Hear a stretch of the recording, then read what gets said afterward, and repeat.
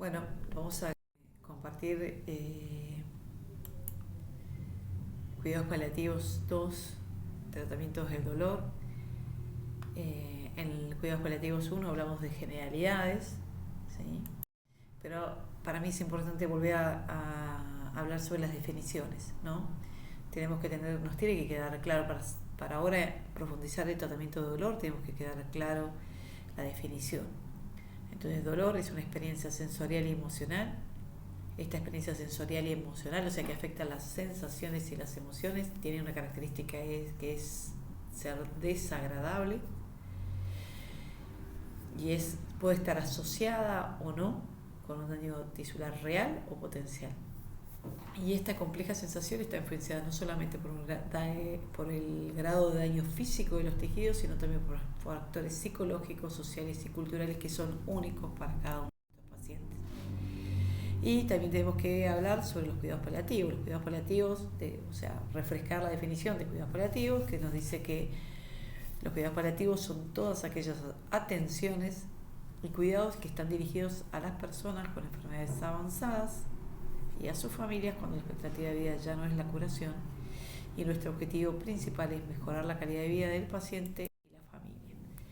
Y de nuevo hablar del concepto de dolor total, creado y deglutido y desarrollado por Cicely Saunders, que nos habla que todos nosotros tenemos 4 áreas: físicas, psicológicas, socioculturales y espirituales, que se ven afectadas e interpeladas en un paciente que le toca transitar su última etapa de vida, y ella es Miss Cicely Saunders. Bien, vamos a avanzar en el tratamiento analgésico, pero si yo pienso un tratamiento analgésico lo tengo que pensar desde esta mirada, a través de quiero realizar mi mejor esquema analgésico, mi mejor tratamiento analgésico a través de una analgesia multimodal. ¿Qué es esto? Es una estrategia que se maximiza a través de la selección de analgésicos y adyuvantes que tengan diferentes sitios de acción, sumado al abordaje interdisciplinario. O sea, si ustedes en su práctica logran esto, es que están trabajando de una manera maravillosa, con un equipo que los pueda acompañar, que pueda entender lo que hacen y que pueda usar varios fármacos y varias estrategias terapéuticas para brindarle lo mejor a nuestros pacientes. La mejor demostración de la utilización multimodal de los analgésicos es a través de la escalera analgésica de la OMS. Entonces, los objetivos de tratamiento son obtener control del dolor, minimizar los efectos adversos indeseables y mejorar la calidad de vida de nuestros pacientes. Obtenemos el control del dolor a través de un monitoreo constante y una analgesia multimodal. Minimizamos los efectos indeseables del tratamiento a través de pensar que le tenemos que ajustar, preparar un traje a medida a mi paciente. Y mejoramos la calidad de vida a través del abordaje interdisciplinario, que es lo que les contaba. Cada equipo de cuidados paliativos está integrado por distintos profesionales. El nuestro tiene determinadas características y cada equipo que ustedes conozcan que haga cuidados paliativos tendrá la suya, tendrá su impronta. Tenemos que saber qué experiencias previas tuvo nuestro paciente con el tratamiento para el dolor que recibió antes. ¿Qué drogas usó? ¿Qué vías? ¿Qué dosis? ¿Qué respuesta? ¿Le alivió? ¿Le fue útil? ¿Qué aspectos? ¿Qué efectos indeseables tuvo? ¿Por qué? Porque hay fallas en el manejo del dolor que, si yo no las tengo en cuenta en la primera consulta, en la segunda consulta con mi paciente, voy a ir también por el mismo camino de fallo, ¿sí? Entonces, puede haber que haya existido falla en la evaluación. O sea, vimos antes en la primera video, en Cuidados Paliativos 1, clasificación del dolor. Puede ser que me equivoqué, que no me di cuenta y pasé por alto una clasificación, un tipo de dolor, ¿no? La analgesia se pudo basar en el pronóstico del paciente y no en la intensidad del dolor. Capaz había pacientes con mucho dolor, pero un pronóstico muy bueno, entonces a nosotros, al equipo de salud, le daba miedo usar una medicación, por ejemplo, usar morfina.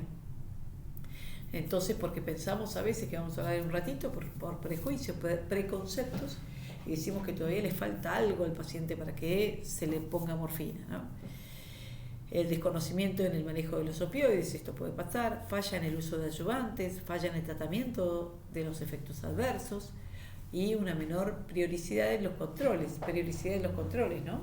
Entonces, todas estas pueden ser causas que sin querer, por falta de formación, yo esté realizando en mis pacientes y no me estoy dando cuenta. Y digo, bueno, esta medicación ya no sirve, esta no, y nos pasamos rotando pacientes de esquemas analgésicos, pero la falla capaz la tenemos nosotros.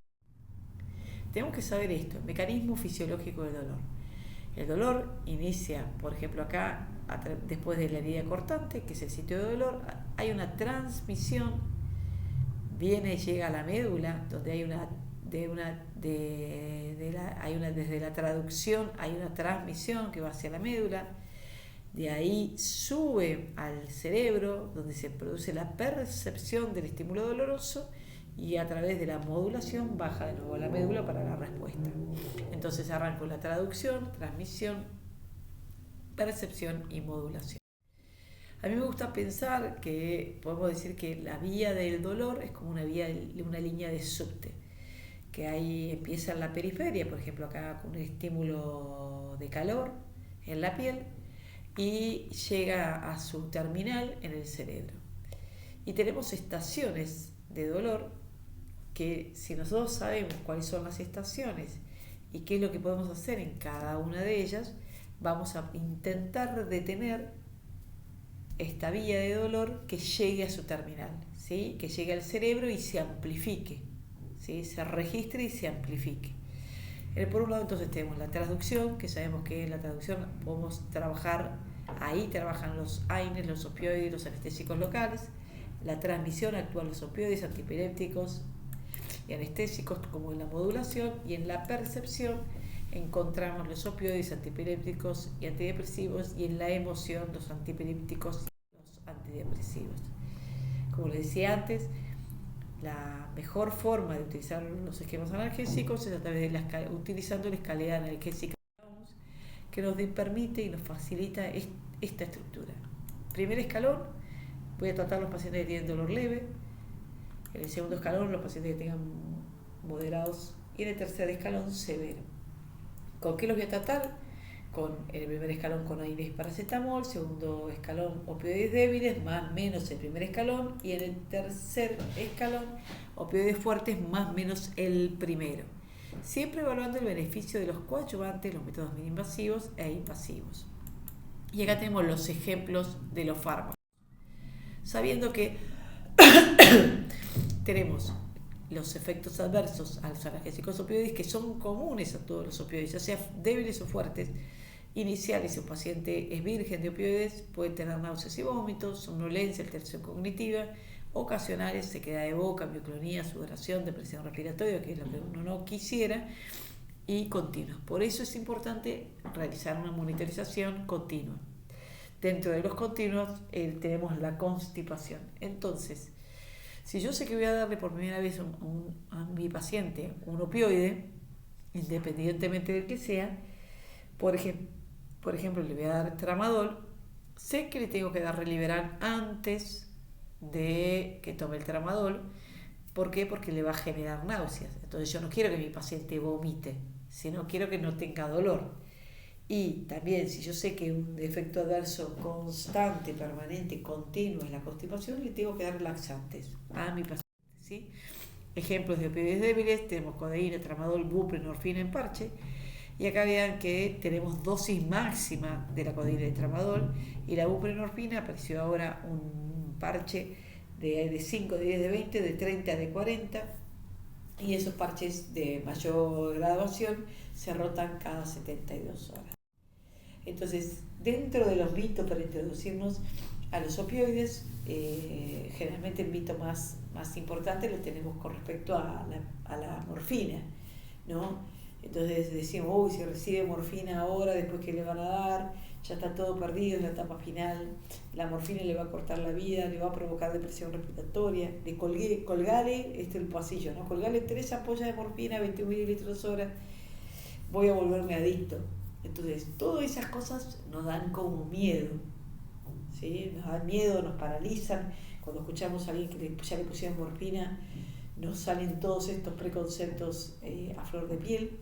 Y tenemos que saber que muchas veces esto no es así, ¿sí? Si recibe morfina ahora es porque lo necesita y después veremos qué es lo que pasa, si necesita otro esquema analgésico, si lo tengo que rotar, que sea la etapa final de un paciente no significa que esté perdido todo. Lo que significa es que podemos hacer un montón de cosas y adecuar y preocuparnos porque el paciente le transite esta última etapa de la mejor manera posible. La morfina está demostrado que no acorta la vida, sino que mejora la calidad de vida porque nos quita el dolor. También ayuda la morfina a la depresión, a la falta de aire, entonces a la disnea, a la percepción de disnea. Entonces nuestros pacientes generalmente pueden fallecer tranquilos, sin esa sensación de ahogo. Y después, para continuar, voy a volverme adicto. No hay ningún paciente que se vuelva adicto si no tiene un terreno predisponente para adicción, ¿sí? Ahí estamos viendo que hay pacientes que no solamente tienen miedo a ser adictos a la morfina, pero son consumidores de otras sustancias que los tienen adictos, ¿no? Los opioides fuertes no tienen dosis máxima, sí tienen dosis de inicio, como vemos acá. El metabolismo de la morfina tiene una distribución más rápida en todo el organismo, se metaboliza en el hígado, la morfina 6-glucurónico, que es el que ejerce el efecto de alivio del dolor, y el morfina 3-glucurónido, que genera trastornos cognitivos, mioclonía, delirio, depresión respiratoria. Tiene una vida media corta, con intervalos de administración que tienen que corresponder en función a la vida media, y se elimina principalmente por orina y por escasa cantidad por bilis. Y la idea es que se dé de manera reglada en función a la vida media que tenga la medicación. Con respecto a la metadona, es una excelente biodisponibilidad oral, alta eficacia analgésica, ausencia de metabolitos activos a nivel renal, vida media de entre 17 y 48 horas, por lo que se administra, como esta vida media es más larga, se administra entre 8, 12 hasta 24 horas, o sea, una vez por día, y no se recomienda meperidina ni nalbufina para el esquema analgésico. Bueno, naloxona. Nosotros sabemos que si damos un opioide, y que puede generar un efecto adverso, que puede llevar y provocar al paciente la muerte, tenemos que saber qué podemos hacer si encontramos a un paciente que está intoxicado. En primera instancia tenemos que saber que si le damos a un paciente un opioide, tenemos que tener un antídoto, y el antídoto para ese opioide es la naloxona. Entonces, la naloxona es el antagonista de los opioides, tiene una afinidad 10 veces mayor por los receptores muy kappa que los opioides, y como decía recién, es la droga de elección ante una sobredosis. ¿Cuál es el uso y el no uso apropiado? El uso apropiado es para pacientes con tratamiento opioide, con depresión respiratoria severa y alteración del estado de la conciencia, que no se pueda despertar a la estimulación, y pacientes con tratamiento opioide en coma agudo inexplicable por otras causas. El uso no apropiado, ¿sí?, que hemos visto es, por ejemplo, en pacientes que le han querido dar naloxona, un paciente agónico que se encuentra en depresión respiratoria, que es fácilmente despertable, o que esté transitando una somnolencia y confusión sin hipoventilación severa. Entonces, ¿cuándo voy a dar? ¿Qué parámetro voy a tomar? Entonces, frecuencia respiratoria entre menos de 8 a 10 por minuto, disminución de conciencia, oximetría de pulso menos de 90. Y lo vamos a titular primero diluimos una ampolla de 0,4 miligramos en 10 cc e inyectar de 0,5 a 1 centímetro cada 2 minutos hasta obtener efecto. Reloj en mano, es fotosensible, no usar luego de las 24 horas de preparar la naloxona, ¿sí? Se tiene que descartar. Los principios del uso de los analgésicos siempre tienen que respetar esto. Por boca es lo mejor, por reloj significa que es a horario. Todos los esquemas analgésicos tienen que recibir a horario. Nos llama la atención que la gran mayoría de los lugares deja el esquema analgésico según demanda. Por escalera significa que si el paciente tiene un dolor de 7 en 10, tiene que recibir un esquema analgésico. Si tiene un 5 en 10, otro esquema analgésico. Y si tiene un 1 en 10, otro esquema analgésico. Y el tratamiento tiene que ser individualizado, monitoreado y usando fármacos adyuvantes. Tenemos que tener atención a los detalles, con aspectos artesanales, como administrar la medicación, facilitar el cuidado en domicilio, la prevención, las señales de alarma, darle alternativas que pueda elegir y no suponer los costos. No dar, por supuesto, y los costos de todo. De todo. Bueno, ahora vamos a empezar a hablar sobre los fármacos. Dentro de los fármacos tenemos AINES, que tenemos antiinflamatorios, analgésicos, antipiréticos, como una absorción oral, algunos con efectos realmente, algunos son efectivos realmente. Tenemos un mecanismo de acción por inhibición a la ciclooxigenasa, con estos efectos adversos, que la gran mayoría, y tienen un efecto techo, tienen más de determinada dosis, no van a tener resultado. Contamos con el paracetamol, que es un analgésico y antipirético, es primera elección, tiene una muy buena biodisponibilidad oral, con acción analgésica a nivel del sistema nervioso central, viene también en ampollas. Tenemos que tener en cuenta que produce puede ocasionar necrosis hepática y renal irreversible, y que tiene una dosis máxima de 4 gramos. No todo un paciente frágil, no voy a darle la dosis máxima de ningún fármaco, ¿sí? Menos paracetamol, menos AINES. Acá compartimos las dosis de AINES y de paracetamol.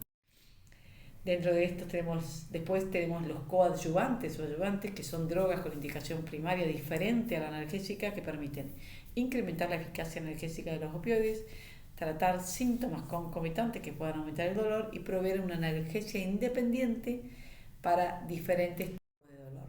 Acá te contamos con los distintos tipos coadyuvantes, ¿sí? Fíjense la lista y las drogas. Dentro de los antidepresivos contamos con amitriptilina, duloxetina, que su principal indicación es en el dolor neuropático con respuesta inadecuada a los opioides. Dentro de los anticonvulsivantes tenemos también para el dolor neuropático todas estas líneas. Generalmente usamos pregabalina, gabapentin, carbamazepina y clonazepam. Dentro de los corticoides utilizamos para dolor óseo, neuropático, cefaleas, artralgias, síndrome de compresión medular, y tenemos la prednisona y la dexametasona, teniendo en cuenta que nosotros usamos mucho la dexametasona porque tiene muchos efectos beneficiosos. Y acá un apartadito especial tiene que ver con que tengamos en cuenta cada vez que le damos un corticoide al paciente no alterar el ritmo circadiano, porque después intentamos que duerma o el paciente no puede dormir y le acabamos de dar un corticoide y le alteramos este maravilloso ritmo circadiano que para mejorarlo le dejamos los corticoides y le ponemos el clonazepam. Así de repente nuestro paciente está lleno de medicamentos. Los bifosfonatos inhiben la actividad osteoclástica, reducen la resorción ósea, disminuyen el dolor y el riesgo de fracturas patológicas y la hipercalcemia. Y tenemos el palmironativo y el ácido hialurónico. Para ir concluyendo, quiero hablar con ustedes, compartirles lo que es la vía subcutánea. Es una herramienta para nosotros fantástica, que se hace a través de la váter. Una váter es una mariposita, es la colocación simple de una aguja en el tejido celular subcutáneo con una váter, como les contaba, que va entre el 21 y 23, 24, 25, donde el objetivo principal es usar esta vía para medicar y para hidratar, que se llama hipodermoclisis. Acá vemos los sitios de punción, el área supraclavicular, supramamaria y periumbilical. En el deltoides y en el femoral solamente se utiliza para medicar, y ocasionalmente subescapular en pacientes que están excitados.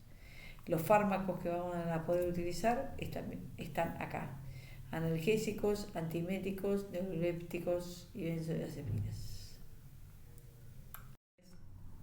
y aliviar el sufrimiento. Bueno, Espero que les haya servido. Muchas gracias.